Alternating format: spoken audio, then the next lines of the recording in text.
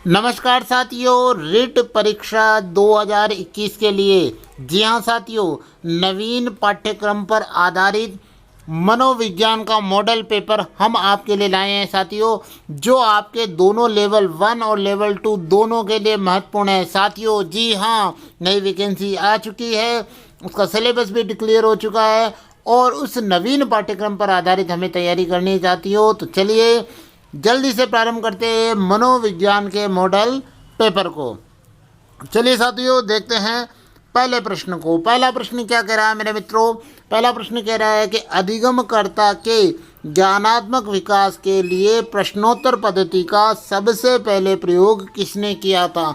जी हाँ साथियों, अधिगमकर्ता के लिए ज्ञानात्मक जो विकास होता है उसके लिए प्रश्नोत्तर जो पद्धति है, विधि है, उसका प्रयोग सबसे पहले किसने किया था? आइए ऑप्शन देख लेते हैं। ऑप्शन ए जॉन डीवी ने, ऑप्शन बी सुकरात ने, ऑप्शन सी रूसो ने या ऑप्शन डी अरस्तु ने। किसने किया था साथियों? तो देखिएगा मेरे मित्रों, इस पहले प्रश्न का सही आंसर होगा ऑप्शन बी सुकरात। यानी सुकरात वो व्यक्ति है जिसने प्रश्नोत्तर पद्धति का सर्वप्रथम प्रयोग किया था मित्रों, ये हमें ध्यान रखना है। चलिए मित्रों अगले प्रश्न की ओर बढ़ते हैं। प्रश्न संख्या 2।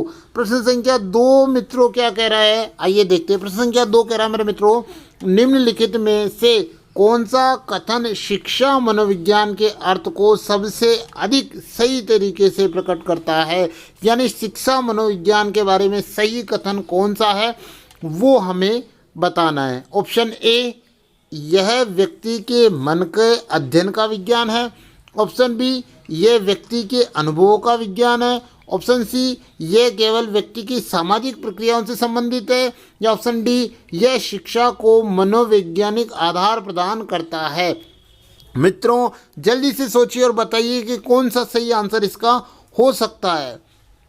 तो देखिएगा मित्रों, शिक्षा मनोविज्ञान के लिए सही जो कथन इनमें से होगा मेरे मित्रों वो होगा ऑप्शन डी के यह शिक्षा मनोविज्ञान को आधार प्रदान करता है, एजुकेशन को, साइकोलॉजी को आधार प्रदान करता है, यह हमें ध्यान रखना है। चलिए मित्रों अगले प्रश्न की ओर बढ़ते हैं।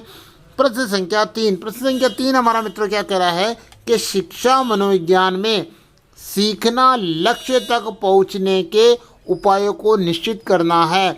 यह अधिगम की जिस श्रेणी में आता है वह कौन सी है? मित्रों में एक परिभाषा दी गई है जिसके अंतर्गत ये बात बताई गई है, उसमें पूछा गया है कि शिक्षा जो मनोविज्ञान में सीखना यानी अधिगम लक्ष्य तक पहुंचने के उपायों को निश्चित करता है, ये किसके अंतर्गत आएगा अधिगम के? आइए ऑप्शन देख लेते हैं। ऑप्शन ए अधिगम प्रक्रिया में, ऑप्शन बी अधिगम की विशेषता में, ऑप्शन सी अधिगम के नियम में या ऑप्शन डी अधिगम के सिद्धांत में। चारों में से मित्रों किसके अंतर्गत आएगा? तो देखिएगा मित्रों, प्रश्न संख्या 3 का सही आंसर होगा ऑप्शन ए अधिगम प्रक्रिया के अंतर्गत ये आता है कि शिक्षा मनोविज्ञान में सीखना, अधिगम करना, लक्ष्य तक पहुंचने के उपायों को निश्चित करना है, ये इसकी प्रक्रिया के अंतर्गत आता है, हमें ये ध्यान रखना है। चलिए मित्रों अगले प्रश्न की ओर बढ़ेंगे। प्रश्न संख्या 4। प्रश्न संख्या 4 हमारा क्या कह रहा है कि बालक में वृद्धि और विकास का अध्ययन करने के लिए सर्वाधिक उपयुक्त विधि निम्नलिखित में से कौन सी है? यदि मुझे एक बालक है उसके वृद्धि और विकास का अध्ययन करना तो इन चारों में से कौन सी जो उपयुक्त विधि होगी वह मुझे बताइएगा मेरे मित्रों। आइए ऑप्शन देख लेते हैं। ऑप्शन ए तुलनात्मक विधि, ऑप्शन बी मनोविश्लेषणात्मक विधि, ऑप्शन सी सांख्यिकी विधि या ऑप्शन डी विकासात्मक विधि। चारों विधियों में से कौन सी होगी जो बालक में वृद्धि और विकास का अध्ययन करने के लिए सर्वाधिक उपयुक्त होगी? जल्दी से सोचिए मित्रों, आप मुझे कमेंट भी कर सकते हैं मित्रों कि इसमें कौन सा आंसर सही होगा। तो देखिएगा मेरे मित्रों, मैं आपको बताता हूं कि प्रश्न संख्या 4 का एकदम सही आंसर क्या होगा। प्रश्न संख्या 4 का आंसर होगा मेरे मित्रों ऑप्शन डी विकासात्मक विधि। विकासात्मक विधि के द्वारा हम बालक के वृद्धि और विकास का अध्ययन कर सकते हैं मेरे मित्रों, यह हमें ध्यान रखना है। चलिए मेरे मित्रों अगले प्रश्न की ओर बढ़ते हैं। प्रश्न संख्या 5। प्रश्न संख्या 5 हमारा क्या कह रहा है कि किसके अनुसार बालक का विकास आनुवंशिकता और वातावरण का गुणनफल है? यानी किस व्यक्ति ने कहा था मित्रों, किस विद्वान ने कहा था कि बालक का विकास आनुवंशिकता और वातावरण का गुणनफल है, यानी आनुवंशिकता इनटू वातावरण के बारे में ये कहा गया था। आइए मित्रों ऑप्शन देख लेते हैं। ऑप्शन ए वुडवर्थ के अनुसार, ऑप्शन बी गेरेट के अनुसार, ऑप्शन सी मैकडूगल के अनुसार या ऑप्शन डी थॉर्नडाइक के अनुसार। चारों विद्वानों में से किसने कहा था मेरे मित्रों? तो ध्यान रखिएगा, यह जो परिभाषा है या यह जो बात है वुडवर्थ यानी ऑप्शन ए वुडवर्थ के अनुसार कही गई है कि बालक का विकास आनुवंशिकता और वातावरण का गुणनफल है। मेरे मित्रों बहुत ही अच्छा प्रश्न है, मैं इस पर आपके डबल स्टार लगा रहा हूं और आप इसका विशेष तरीके से ध्यान रखेंगे। चलिए मित्रों अगले प्रश्न संख्या 6 की ओर बढ़ते हैं। प्रश्न संख्या 6 हमारा क्या कह रहा है कि एक बालक पहले पूरे हाथ को, फिर उंगलियों को तथा फिर हाथ और उंगलियों को एक साथ चलाना सीखता है। यह उदाहरण वृद्धि और विकास के किस सिद्धांत को दर्शाता है? मेरे मित्रों मोस्ट इम्पोर्टेंट क्वेश्चन, 100% आने वाला क्वेश्चन है मेरे मित्रों। मैंने आपको पहले ही इस प्रश्न के प्रति सजग कर दिया है। प्रश्न बहुत ही अच्छा है। क्या कह रहा है कि एक बालक क्या करता है, पूरे हाथ को, फिर उंगलियों को, फिर हाथ और उंगलियों को एक साथ चलाना सीख जाता है। तो यह जो उदाहरण है वृद्धि और विकास के किस सिद्धांत को दर्शाता है? आइए ऑप्शन देख लेते हैं मेरे मित्रों। ऑप्शन ए निरंतरता का सिद्धांत, ऑप्शन बी एकीकरण का सिद्धांत, ऑप्शन सी सामान्य से विशेष का सिद्धांत या ऑप्शन डी व्यक्तिगत विभिन्नता का सिद्धांत। कौन सा सिद्धांत मेरे मित्रों इसके अंतर्गत होगा? तो देखिएगा मेरे मित्रों प्रश्न संख्या 6 मोस्ट इंपॉर्टेंट प्रश्न का सही आंसर होगा ऑप्शन बी एकीकरण का सिद्धांत। बालक क्या कर रहा है, संपूर्ण प्रक्रिया में एकीकरण कर रहा है। पहले वह पूरे हाथ को हिलाना करता है, फिर उंगलियों को, और फिर दोनों में संतुलन बनाता है, एकीकरण करता है, एक साथ चलाना सीख जाता है। तो यह कहलाएगा मेरे मित्रों एकीकरण का सिद्धांत। हमें ध्यान इस प्रश्न का 100% रखना है। चलिए मित्रों अगले प्रश्न की ओर बढ़ते हैं। प्रश्न संख्या 7। प्रश्न संख्या 7 क्या कह रहा है? किशोरावस्था बड़े संघर्ष, तूफान, तनाव या झंझावात की अवस्था है। यह कथन किसका है? मोस्ट इम्पोर्टेंट क्वेश्चन मित्रों, इस प्रश्नोत्तरी यानी इस मॉडल पेपर में नवीन पाठ्यक्रम पर आधारित महत्वपूर्ण प्रश्न हैं जो आपको सीधे के सीधे रिट की परीक्षा में मिलेंगे। तो प्रश्न ये है मेरे मित्रों कि किशोरावस्था बड़े संघर्ष, तूफान और तनाव और झंझावात की अवस्था है। यह कथन किसका है? आइए ऑप्शन देख लेते हैं। Option A Jersild, option B Kilpatrick, option C Stanley Hall या ऑप्शन डी विलियम मैकडूगल। चारों विद्वानों में से कौन से विद्वान ने कहा था मित्रों? जल्दी से कमेंट कर दीजिए। देखिएगा मित्रों आप सोचकर तुरंत आंसर मुझे दीजिएगा इसका। तो देखिए मेरे मित्रों प्रश्न संख्या 7 का जो सही आंसर होगा ऑप्शन सी स्टैनले हॉल ने कहा था। जहां भी मित्रों संघर्ष, तूफान और तनाव की बात आए वहां पर हॉल, स्टैनले हॉल आएगा मेरे मित्रों। बहुत ही अच्छा प्रश्न है, इसका ध्यान रखिएगा। चलिए मित्रों अगले प्रश्न की ओर बढ़ते हैं। प्रश्न संख्या 8। प्रश्न संख्या 8 मेरे मित्रों क्या कह रहा है कि नवजात शिशु का आकार और भार कितना होता है? एक नवजात शिशु है, उसका आकार और भार कितना होता है? आइए ऑप्शन देख लेते हैं। ऑप्शन ए 19.6 इंच और 7.5 पाउंड होता है, ऑप्शन बी 19.8 इंच या 7.5 पाउंड उसका भार होता है। 19.5 मिनट उसका आकार होता है या 7.5 पाउंड उसका भार होता है, या ऑप्शन डी 19.4 इंच या 7.4 पाउंड उसका भार होता है। मेरे मित्रों देखिए आंकड़ों से संबंधित भी प्रश्न दिया जा सकता है। नवजात शिशु का आकार और भार पूछा गया है। तो देखिएगा मित्रों प्रश्न संख्या 8 का सही आंसर होगा ऑप्शन सी 19.5 इंच जो है शिशु का आकार होगा, जबकि 7.5 पाउंड जो है उसका भार होगा। मेरे मित्रों ध्यान रखिएगा, बहुत ही अच्छा प्रश्न है। चलिए मित्रों अगले प्रश्न की ओर बढ़ते हैं। प्रश्न संख्या 9। प्रश्न संख्या 9 हमारा क्या कह रहा है? बालक का निम्नलिखित में से कौन सा विकास विद्यालय और शिक्षक द्वारा सबसे कम प्रभावित होता है? बहुत ही अच्छा और सोचने वाला प्रश्न है कि एक बालक है उसका विकास जो है विद्यालय और शिक्षक द्वारा सबसे कम प्रभावित होता है, कौन सा होता है? ऑप्शन ए शारीरिक विकास, ऑप्शन बी मानसिक विकास, ऑप्शन सी सामाजिक विकास या ऑप्शन डी संवेगात्मक विकास। चारों विकास में से सबसे कम प्रभावित होने वाला, सोचिए मेरे मित्रों। तो देखिए मित्रों, इस प्रश्न का सही आंसर होगा ऑप्शन ए शारीरिक विकास। विद्यालय और शिक्षक द्वारा जो सबसे कम प्रभावित होता है बालक का शारीरिक विकास होता है, लेकिन बाकी तीनों जो है मेरे मित्रों मानसिक विकास, सामाजिक विकास और संवेगात्मक विकास प्रभावित होते हैं। इस प्रश्न का हम ध्यान रखेंगे।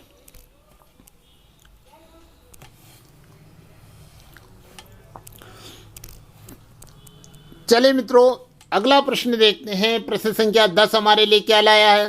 प्रश्न संख्या 10 हमें कह रहा है कि निम्नलिखित में से किसने एकाधिक बुद्धिमत्ता के सिद्धांत का प्रतिपादन किया था? मतलब कौन विद्वान है जिसने एकाधिक बुद्धिमत्ता का प्रतिपादन किया था? आइए ऑप्शन देख लेते हैं। ऑप्शन ए जॉन वाटसन ने, ऑप्शन बी AR जेनसन ने, ऑप्शन सी EL थॉर्नडाइक ने, ऑप्शन डी हार्वर्ड गार्डनर ने। किसने ये किया था मेरे मित्रों? तो देखिए एकाधिक बुद्धिमत्ता का सिद्धांत। देखिए मित्रों, इसमें अगर आप समझना चाहें तो ये जो शब्द है एकाधिक यानी एक से अधिक, यानी कितने हो गए? बहु हो गए मित्रों। और बहु जो हो गए इसका मतलब कौन सा सही आंसर हो जाएगा? ऑप्शन डी हार्वर्ड गार्डनर इसका सही सिद्धांत होगा। इसके प्रतिपादक ये होंगे मित्रों। प्रश्न संख्या 10 बहुत ही अच्छा प्रश्न है, इसका ध्यान रखिएगा। चले मित्रों, अगले प्रश्न की ओर बढ़ते हैं। प्रश्न संख्या 11। प्रश्न संख्या 11 हमारा क्या कह रहा है मित्रों? बच्चे निबंध लेखन प्रतियोगिता में भाग लेने का उद्देश्य रखकर भी ठीक से दिख न पाने की और उपहार न मिलने की आशंका व डर से भाग न लेना ऐसा रक्षण तंत्र है। यानी एक बच्चा है, वह सोचता है कि मैं निबंध प्रतियोगिता में भाग लूँगा और ये सोच भी लेता, फिर भी क्या करता है? वो कहता है अरे यार मुझे तो ठीक से दिख नहीं रहा है, अरे यार मैं तो जीत नहीं पाऊँगा। ऐसी आशंका डर होती है, तो कौन सी रक्षण जो तंत्र या रक्षण युक्ति है उसका प्रयोग कर रहा है? आइए ऑप्शन देख लेते हैं। ऑप्शन ए प्रतिगमन सिद्धांत, ऑप्शन बी तादात्म्यता का, ऑप्शन सी प्रक्षेपण का या ऑप्शन डी प्रत्याहरण का। यानी कौन से का वो कर रहा है मेरे मित्रों? तो देखिएगा मित्रों, सोचिए बच्चा क्या कर रहा है? निबंध प्रतियोगिता में भाग लेने का उद्देश्य रखता है लेकिन उनसे डर जाता है। तो देखिएगा इसके अंदर वो क्या कर रहा है? ऑप्शन डी प्रत्याहरण कर रहा है। यानी वो आशंका डर से मतलब इससे बचना चाह रहा है, तो प्रत्याहरण जो है इसका सही आंसर होगा। ये हमें ध्यान रखना है। चलिए मित्रों, अगले प्रश्न की ओर बढ़ते हैं। प्रश्न संख्या 12। प्रश्न संख्या 12 क्या कह रहा है हमारा? कि सुरेश ठीक से पढ़ नहीं सकता और दूसरों से जो पढ़ा गया है उसे समझ नहीं सकता। इसकी अधिगम विकलता है, यानी इसके अधिगम में कौन सी समस्या वो हमें बताना। ध्यान से समझिएगा, एक बार और बोल रहा हूँ, बहुत ही अच्छे प्रश्न है। मनोविज्ञान के जो मॉडल सीरीज है मित्रों, बहुत ही अच्छे और यूनिक प्रश्न इसमें से निकल के आएंगे। कि एक लड़का है सुरेश, वह ठीक ढंग से पढ़ नहीं सकता, यानी पढ़ नहीं सकता है। दूसरे ने जो पढ़ा गया है उसे समझ नहीं सकता, दूसरा जो पढ़ रहा उसको भी समझ नहीं पा रहा है। तो उसके सीखने में या अधिगम में कौन सी समस्या विकलता है? आइए ऑप्शन देख लेते हैं। Option A dysgraphia, option B dyslexia, option C dyscalculia या ऑप्शन डी डिसफेसिलिया। कौन सा होगा मेरे मित्रों? तो देखिए मित्रों, जो पढ़ नहीं सकता और दूसरे को जो पढ़ा उसे समझ नहीं सकता है, उसके लिए सही आंसर होगा ऑप्शन बी डिसलेक्सिया नामक उसमें समस्या बीमारी है। ये अधिगम वक्रता है, अधिगम विकलता है, हमें ये ध्यान रखना है। चलिए मित्रों, अगले प्रश्न की ओर बढ़ते हैं। प्रश्न संख्या 13। प्रश्न संख्या 13 हमारा क्या कह रहा है? कि निम्नलिखित में से कौन सा बुद्धि का सिद्धांत प्रक्रिया उन्मुखी सिद्धांत की श्रेणी में नहीं आता है? 4 सिद्धांत देख रहे हैं मेरे मित्रों। अच्छा प्रश्न है कि उन्मुखी सिद्धांत की श्रेणी में, प्रक्रिया उन्मुखी सिद्धांत की श्रेणी में नहीं आता है। आइए ऑप्शन देख लेते हैं। ऑप्शन क्या होगा मेरे मित्रों?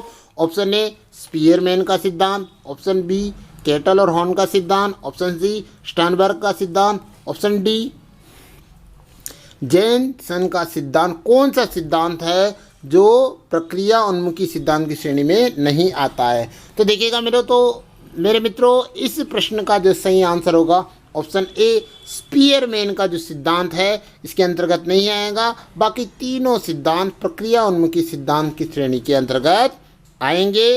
मेरे मित्रों अच्छा प्रश्न है, आप इसका जरूर ध्यान रखिएगा। चलिए मित्रों अगले प्रश्न की ओर बढ़ते हैं। प्रश्न संख्या 14। प्रश्न संख्या 14 हमारा मित्रों क्या कह रहा है, आइए इसको समझ लेते हैं। प्रश्न संख्या 14 कह रहा है कि किस मनोवैज्ञानिक ने गणित की एक शाखा टोपोलॉजी के सिद्धांतों का प्रयोग करते हुए अधिगम सिद्धांत विकसित करने का प्रयास किया है, वह कौन है? बहुत ही महत्वपूर्ण और अच्छा प्रश्न है मेरे मित्रों। किस मनोवैज्ञानिक ने गणित की एक शाखा जिसे हम टोपोलॉजी के सिद्धांतों का प्रयोग किया है अधिगम सिद्धांत को विकसित करने के लिए? आइए ऑप्शन देखते हैं। Option A, Kurt Lewin, option B, Sigmund Freud, option C, William James, option D, Skinner. यानी कौन सा विद्वान है मित्रों जिसने ऐसा प्रयोग किया है? जल्दी से उत्तर दीजिएगा मित्रों। तो देखिएगा इस प्रश्न का सही आंसर होगा मेरे मित्रों ऑप्शन ए, कर्ट लेविन ने। कर्ट लेविन नामक विद्वान ने क्या किया है, गणित की शाखा टोपोलॉजी के सिद्धांतों का प्रयोग अधिगम सिद्धांत को विकसित करने के लिए किया है। मेरे मित्रों 100% आने वाला जो प्रश्न है मेरे मित्रों ये है, आप इसका ध्यान जरूर रखिएगा। मित्रों अगर वीडियो अच्छा लग रहा हो तो चैनल को सब्सक्राइब कीजिएगा और वीडियो को शेयर करना नहीं भूलिएगा ताकि सभी मित्रों को मिल सके। और आप मुझे कमेंट करके बता सकते हैं कि आपको किस टॉपिक पे वीडियो चाहिए ताकि मैं वो टॉपिक उपलब्ध करा सकूं। नवीन जो सिलेबस में जुड़े हुए हैं उनके भी टॉपिक आपको जल्द ही मिल जाएंगे। चलिए मित्रों अगले प्रश्न की ओर बढ़ते हैं। प्रश्न संख्या 15। प्रश्न संख्या 15 क्या कह रहा है कि राधा विज्ञान से संबंधित प्रयोग कर रही है, अध्यापक हर 5 मिनट में एक बार प्रबलन दे रहा है। यहाँ के प्रबलन का नियम है, यानी राधा को जो 5 मिनट के बाद जो प्रबलन दिया जा रहा है मेरे मित्रों वह किस प्रकार का नियम है? आइए ऑप्शन देख लेते हैं। ऑप्शन ए, निश्चित अनुपात प्रबलन नियम, ऑप्शन बी, निश्चित अंतराल प्रबलन नियम, ऑप्शन सी, निरंतर प्रबलन नियम, या ऑप्शन डी, परिवर्तनशील प्रबलन नियम। यानी राधा को जो फीडबैक मिल रहा है मेरे मित्रों वो किस प्रकार के नियम के अंतर्गत है, जल्दी से बताइए मेरे मित्रों। तो देखिएगा मित्रों प्रश्न संख्या 15 का सही उत्तर होगा ऑप्शन बी, निश्चित अंतराल प्रबलन नियम। देखिएगा मेरे मित्रों राधा को हर 5 मिनट, पहले 5 मिनट बाद दिया, फिर उसका प्रयोग देखा, 5 मिनट बाद दिया, फिर 5 मिनट बाद दिया, यानी ये अंतराल बना हुआ है। तो देखिएगा तो यहाँ पर जो प्रबलन का नियम होगा वो होगा ऑप्शन बी, निश्चित अंतराल प्रबलन नियम। तो इस प्रश्न का आंसर होगा ऑप्शन बी मित्रों अगर आपको हमारा वीडियो अच्छा लगा हो तो हमारे चैनल को सब्सक्राइब कीजिएगा, लाइक कीजिएगा और शेयर कीजिएगा। चलिए मित्रों फिर मिलेंगे अगले वीडियो के साथ। जय हिंद, जय भारत।